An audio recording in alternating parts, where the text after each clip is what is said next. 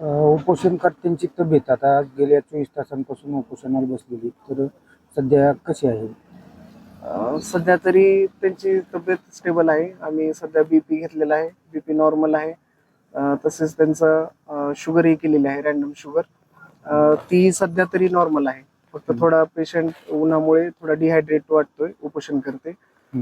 बाकी सध्या तर काही अडचण नाही, परंतु या उन्हाच्या तडाख्यामुळं डिहायड्रेशन स्वरूपाचं दिसत आहे आणि थोडेसे गळून गेलेले आहेत. अशक्तपणा जाणवते फक्त त्यांना.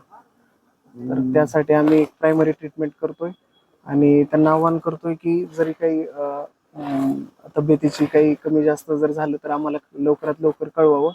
आणि माननीय तहसीलदार साहेबांच्या आदेशानुसार आम्ही त्यांची आज तपासणीसाठी या ठिकाणी आलेलो आहोत. प्राथमिक आरोग्य केंद्र पोहनेर या ठिकाणाहून.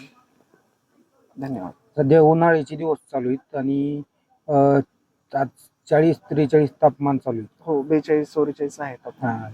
तर या परिस्थितीत काय वाटतंय तब्येतीबद्दल? लवकरात लवकर उपोषण सोडावं लागेल असंच मी सांगू शकेन, कारण माझ्याकडून एवढं सांगण्यात येईल. कारण सध्या डिहायड्रेशनमुळे ते कधीही त्यांना अशक्तपणा येऊन चक्कर वगैरे येऊ शकते आणि सध्याही ते खूप अशक्त वाटतंय, डिहायड्रेशन दिसतंय.